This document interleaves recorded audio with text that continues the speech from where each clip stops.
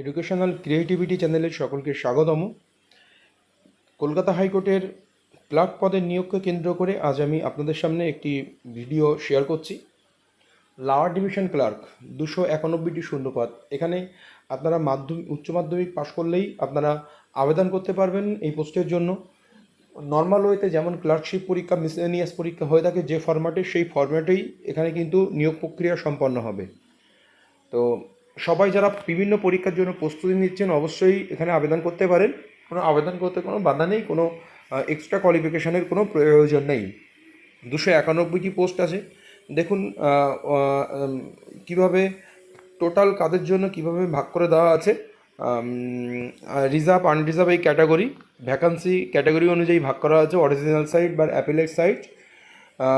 এই reservation rules মান্যতা দেওয়া হবে, কিন্তু একটা জিনিস মনে করিয়ে দিই যে ওবিসিদের যে বাদ গেছে, কলকাতা হাইকোর্টের রায় অনুযায়ী, ডিভিশন বেঞ্চের রায় অনুযায়ী যে ওবিসি বাদ চলে গেছে, সেই ওবিসি যারা বাদ চলে গেছে যে সমস্ত সম্প্রদায়গুলো, সেই রায় অনুযায়ী এই নিয়োগ প্রক্রিয়া সম্পন্ন হবে। তারা বাদই থাকবে, তারা জেনারেল হিসাবে গণ্য হবে। পে স্কেল লেভেল 6 22,700 থেকে 58,500 with minimum pay 24,100 along with other allowance as admissible under the relevant rules অনুযায়ী ওয়েস্ট বেঙ্গল গভর্নমেন্টের যে স্যালারি স্ট্রাকচার, লেভেল 6 অনুযায়ী স্যালারি বেতন দেওয়া হবে। বেতন একটা ভালো রকম বেতন এখানে পাওয়া যাবে। Educational qualification must have passed in higher secondary examination. 12 pass হতে হবে। আপনার যে রাজ্যের ভাষা, সেই ভাষা সম্পর্কে আপনার দক্ষতা থাকতে হবে। এজ লিমিট আমরা দেখে নিই, 18 বছরের নিচে হবে না এবং 40 বছরের উপরে হবে না, 1 জানুয়ারি 2024 হিসাবে। আপার এজ লিমিট রিল্যাক্সেবল আছে 5 বছর এসসি আর এসটিদের জন্য। West Bengal only West Bengal. In case of person with disabilities, the upper age limit relaxable up to 45 years. 45 বছর পর্যন্ত আপনার ডিসএবিলিটি যারা আছে তাদের ছাড় দেওয়া হবে। ওবিসিদের জন্য এখানে ছাড়ের কোনো বলা হয়নি কিছু। Candidate belonging to ex serviceman category will get upper age relaxation as per the existing government rules. এই এক্স সার্ভিসম্যানদের জন্য যেভাবে গভর্নমেন্ট রুলস আছে সেই ছাড়টা এখানে পেয়ে যাবেন। এজ অ্যাজ রেকর্ডেড, আপনার অ্যাডমিট কার্ড ও সার্টিফিকেট অফ মাধ্যমিকের যে স্ট্যান্ডার্ড আছে, মাধ্যমিকের সার্টিফিকেট এবং অ্যাডমিট কার্ড অনুযায়ী আপনার এজটা নেওয়া হবে, রেকর্ড করা হবে। Reservation for meritorious sports person, যে সমস্ত মেরিটোরিয়াস স্পোর্টস পারসন আছেন, স্টেট লেভেল খেলা করেছেন, international competition, national competition, inter university tournament, national sports games for school education, তো সেই সমস্ত সার্টিফিকেট আপনার যদি থেকে থাকে তাহলে আপনারা কিন্তু সেই সার্টিফিকেট নিয়ে একটি আলাদা সুযোগ পেতে পারেন। For person with disabilities PWD, এখানে দেখুন কী কী দেওয়া আছে। আর the meritorious sports person candidates must produce self attested photocopies of requisite certificate issued by the respective competent authorities as follows at the time of online অ্যাপ্লিকেশনের সময় self attested photocopies certificate issue করতে হবে, জমা করতে হবে ওখানে।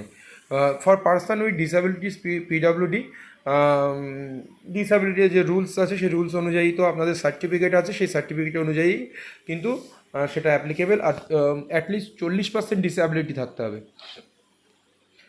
For other candidate claiming reservation, SC ST OBC candidate of other state shall be treated as unreserved category. SC ST OBC অন্য রাজ্যের হলে সেগুলো ক্যাটাগরিতে ধরা হবে না। এই একটু আগেই বলেছিলাম যে কলকাতা হাইকোর্টের রায় অনুযায়ী যে OBC A, OBC B category which have been struck down, quest or declassification in terms of the judgment pass by the honourable justice. এখানে রিজার্ভেশন মানা হবে না। এই হাইকোর্টের যে রায় হয়েছিল সেই রায়ের উপর ভিত্তি করে ওবিসি যেগুলো বাদ হয়ে গেছে তারা বাতিল হবে, তারা জেনারেল হিসাবে তাদের আবেদন করতে হবে। The candidates who are in service of Union of India, state government or their undertaking shall possess the no objection certificate. NOC জমা করতে হবে অবশ্যই। যারা আবেদন করবে, যারা সার্ভিস করছে বিভিন্ন চাকরিতে, তাদের NOC জমা দিতে হবে আবেদনের সময়। সিলেকশন প্রসেস কী আছে আমরা দেখে নিই। সবচেয়ে গুরুত্বপূর্ণ, প্রিলিমিনারি স্ক্রিনিং টেস্ট ফেজ 1, মোট 100 নম্বর, 1.5 ঘন্টা টাইম আছে। পাটিগণিত, general knowledge and computer proficiency, general intelligence আর ইংলিশ, এর উপরে 100 নম্বর থাকবে। 100 question and each question carry 1 marks. There shall be negative marking 1 mark of is wrong answer, একটা প্রশ্ন ভুল করলে 1 নম্বর কাটা। The question paper shall be available, ইংলিশে কোশ্চেন হবে। There will be 4 series of question booklet, question বুকলেটের 4টে series হবে। Marks obtain by the candidates in preliminary screen test shall not be carried forward the further stage. এই preliminary স্টেজে যে নাম্বারটা আপনি পাবেন সেই নাম্বারটা কিন্তু আপনার পরবর্তী স্টেজে কোনো যুক্ত হবে না। 50% টু কোয়ালিফাই ফর, মানে মিনিমাম 50% মার্কস আপনাকে পেতে হবে। The cut off on qualifying marks in phase 1 examination shall be 50% to qualify for phase 2 examination. On the basis of the result of phase 1 examination, OMR based the number of candidates shall be called for in the phase 2 examination. Minimum 50% পেলে আপনাকে pass বলে গ্রহণযোগ্য করা হবে। কিন্তু দেখা যাচ্ছে যে আপনি 60% না পেয়েও আপনি দেখা যাচ্ছে ডাক পাচ্ছেন না। 291টা টোটাল ভ্যাকান্সি থাকলে সেকেন্ড স্টেজের জন্য ডাকা হবে 291 গুণ 10, মানে 2910 জনের হচ্ছে আপনার মেন পরীক্ষার জন্য ডাকা হবে রিটেন টেস্ট ফেজ 2-র জন্য। আপনি 50%, 60% পেতে পারেন, 70%ও পেতে পারেন, তাও আপনি নাও ডাক পেতে পারেন। এবার দেখে নেওয়া যাক কম্পিটিটিভ রিটেন এক্সামের জন্য কী কী লাগছে। Candidate selected and short listed in the preliminary screen test. Preliminary screen test করার পরে আপনার মেন স্টেজ পরীক্ষা হবে, 2 নম্বর স্টেজ। অ্যারিথমেটিক থাকবে, ইংলিশ এসে অ্যান্ড প্রেসাইজ রাইটিং। এখানে অ্যারিথমেটিক কোষে দেখাতে হবে। ইংলিশ এসে থাকবে অ্যান্ড পেসি রাইটিং থাকবে, প্রেসাইজ রাইটিং। জেনারেল নলেজ থাকবে, এগুলো লিখতে হবে জেনারেল নলেজগুলো, মানে যেগুলো পিএসসির যে মিসলেনিয়াস হয় ঠিক সেই format. Each subject shall carry 100 marks, মানে প্রত্যেকটা সাবজেক্ট 100 মার্কস করে হবে। Aggregating to their 300 marks, and the duration of the competitive written test shall be of 3 hours in single sitting. একই দিনে 3 ঘন্টায় এই পরীক্ষাটা সম্পন্ন হবে। 40% প্রতিটি সাবজেক্টে ক্যান্ডিডেটকে নাম্বার পেতে হবে। এই যে 3টে সাবজেক্ট বলা হয়েছে প্রত্যেকটিতে 40% নাম্বার ক্যারি করতে হবে। 40% ক্যারি করার পরে অ্যাগ্রিগেট কিন্তু 50% হতে হবে। আবার আপনি 40% করে প্রতিটাই পেয়ে গেলেন, 3-4 বার 120 চলবে না, মিনিমাম 150-এর উপরে পেতে হবে। কিন্তু কোনো একটা সাবজেক্টে আপনি 38 পেলেন, কোনো একটা সাবজেক্টে 70 পেলেন, বা 39 পেয়ে কোনো একটা সাবজেক্টে 80 পেলেন, কোনো একটা সাবজেক্টে আবার 90 পেলেন, চলবে না, আপনাকে 40 করেই পেতে হবে প্রত্যেকটা সাবজেক্টে। Certain number of candidates will be selected category wise according to merit as qualified candidates as per vacancy ratio. R viva voice, এবার তারপরের জন্য আপনাকে ভাইবা ভয়েস টেস্ট বা ইন্টারভিউতে ডাকা হবে 100 মার্কস ইন্টারভিউ টেস্টের জন্য। Marks obtained in competitive written test and viva voice shall be considered at the time of preparing overall final merit list. Final merit list তৈরি করার সময় আপনার ইন্টারভিউতে যে নাম্বারটা পেয়েছেন আর এই সেকেন্ড ফেজ যে পরীক্ষাটা দিলেন আপনি কম্পিটিটিভ রিটেন টেস্ট, এই দুটো একসঙ্গে মিলে ফাইনাল প্যানেল তৈরি হবে। অ্যাপয়েন্টমেন্ট অ্যান্ড পোস্টিং, এটা আপনার চাকরি পাওয়ার পরের বিষয়, এটা না জানলেও হবে। চাকরিটাই আমার দরকার, কোথায় পোস্টিং পরের ব্যাপার। প্রোবেশন অ্যান্ড কনফার্মেশন, এটাও দরকার নেই জানার। আচ্ছা, ইম্পর্টেন্ট যেটা 7 নম্বর ক্লাসটা জানার আমাদের খুবই দরকার।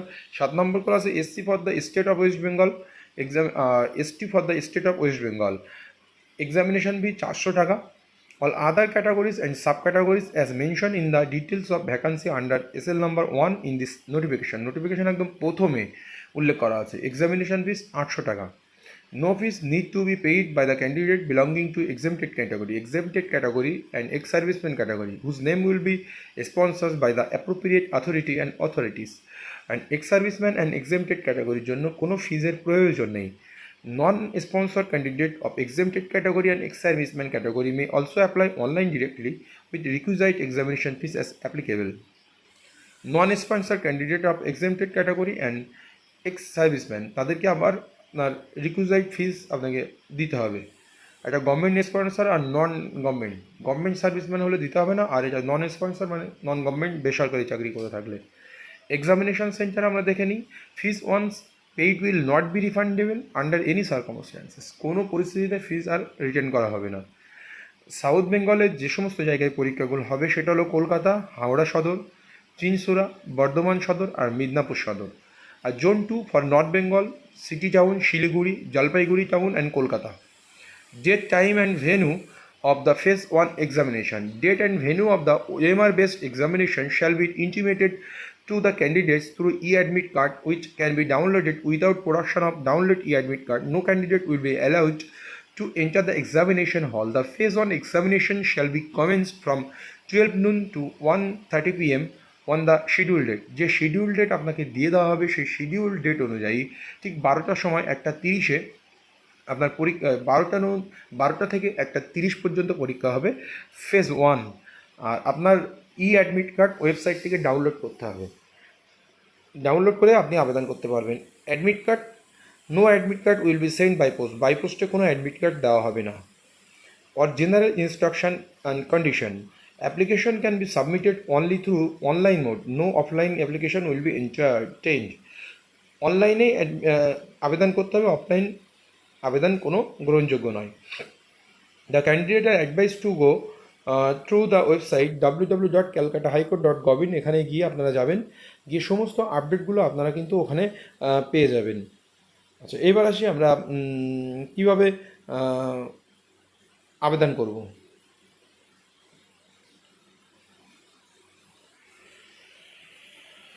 আবেদন করার প্রসেসটা আমরা দেখে নিই, এইগুলো আমাদের না জানলেও চলবে।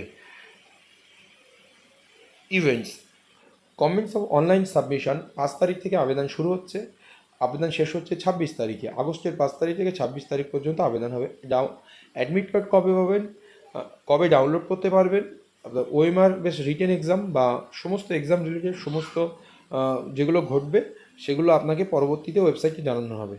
The calendar of the second phase onward examination will be notified letter on, পরবর্তীতে দেওয়া হবে। আপনার ফার্স্ট ফেজের এক্সাম কমপ্লিট হওয়ার পরে সেকেন্ড ফেজ এক্সাম কখন হবে সেটা নোটিফিকেশন আকারে দেওয়া হবে। Instruction for filing up online application, click on apply online.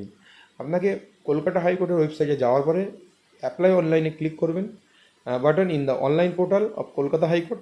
After reading careful and notification, advertisement and question notice, ensuring that you are eligible to apply. Only click apply online button. Candidate will be taken to the registration page where they need to fill consent details. সেখানে registration page open হবে, একটা pop up, সেখানে সেই pop আপে গিয়ে আপনাদের details দিতে বলবে, যা যা দিয়ে দেবেন। Enter the basic details such as name, category, date of birth, gender, mobile number, email ID, etc in the respective field provided. The candidate belonging to the state other than state of West Bengal will be considered only as unreserved category. এই state বাদে অন্য state থেকে আসলে তাদেরকে যে category হয়ে থাকে unreserved category হিসাবে গণ্য হবে। Select appropriate option in the file asking about sub category, accepted category, ex serviceman আর meritorious sport person and person with disability. এই সাব ক্যাটাগরি আছে সেটা অবশ্যই ফলো করতে হবে। সাব ক্যাটাগরি বলে একটা ক্যাটাগরি আছে, সেই ক্যাটাগরিতে এই অপশানগুলো থাকবে, যেটা হবে আপনি সেটা টিক মারবেন। After filing the details or registration page, cross check all the details before clicking submit and proceed to application log in. অ্যাপ্লিকেশনটা সাবমিট অ্যান্ড প্রসিড করার আগে, সাবমিট করার আগে আপনি অবশ্যই আপনার ডিটেলসটা দেখে নেবেন। As no subsequent request for change will be considered or information can not be edited anymore. একবার সাবমিট করা হলে কোনো এডিট করা সম্ভব নয়। On clicking unique registration application number will be generated, একটি রেজিস্ট্রেশন বা অ্যাপ্লিকেশন নাম্বার জেনারেট হবে। ইউ উইল রিসিভ ওটিপি, আপনি একটা ওটিপি পাবেন SMS বা ইমেল মারফত, which shall be use along with date of birth for further representation and log in purpose. পরবর্তীতে আপনার এই ওটা অ্যাপ্লিকেশানে ঢোকার জন্য, প্রবেশ করার জন্য আপনাকে যে রেজিস্ট্রেশন নম্বর বা অ্যাপ্লিকেশন আইডি দেওয়া হবে সেটা সংরক্ষণ করবেন, আপনার ডেট অফ বার্থ দিয়ে পরবর্তীতে ওখানে প্রবেশ করতে পারবেন। Thereafter candidate are to choice their preferred examination zone, তারপরে যা যা এখানে বলা আছে, এবার আপনি ফর্ম ফিল আপ করলে আপনি বিস্তারিত ওখানে জানতে পারবেন যে কীভাবে কোনটার পর কোনটা যেতে হবে। সবগুলো আপনি ইনফরমেশানগুলো দেওয়ার পরে আপনি প্রসিড পেমেন্টে যাবেন। পেমেন্ট কমপ্লিট করার পরে আপনার একটা print application button will appear, একটা প্রিন্ট অ্যাপ্লিকেশান বাটন আসবে। সেই প্রিন্ট অ্যাপ্লিকেশান বাটন থেকে আপনার অ্যাপ্লিকেশানটা অবশ্যই ডাউনলোড করে রাখবেন, কারণ ফিউচার রেফারেন্স বা পরবর্তীতে যে কোনো কাজে বা আপনি যখন ইন্টারভিউতে যাবেন বা সেকেন্ড ফেজের এক্সামে যাবেন তখন কিন্তু ওটা কাজে লাগবে বা ডকুমেন্টস ভেরিফিকেশনের জন্য। যদি আপনি অ্যাপ্লিকেশন করার পর 7 দিনের মধ্যে পেমেন্ট না করেন তাহলে আপনার কিন্তু অ্যাপ্লিকেশান বাতিল বলে গণ্য হবে। আপনার যদি কোনো প্রয়োজন থাকে তাহলে এই যে নাম্বার দেওয়া আছে এই হেল্প ডেস্কে আপনি অবশ্যই জানাবেন। এই হচ্ছে কলকাতা হাইকোর্টের এলডিসি সম্পর্কে গুরুত্বপূর্ণ আপডেট, এর বাইরে আর কোনো আপডেট নেই। আপনারা ওয়েবসাইটে গিয়ে নির্দিষ্ট সময়ের মধ্যে আবেদন করে ফেলুন। গভর্নমেন্টের পার্মানেন্ট স্যালারি, ভালো বেতনে এটা আবেদন করা সম্ভব। এই বিস্তারিত আপনারা দেখে নেন। আপনারা পার্শ্ববর্তী কোনো তথ্যমিত্র কেন্দ্রে গিয়ে আবেদন করুন, ভালোই ভ্যাকান্সি আছে। আর পরীক্ষাও নর্মাল পিএসসি বা ক্লার্কশিপের লেভেলেরই কোশ্চেন হবে। ধন্যবাদ।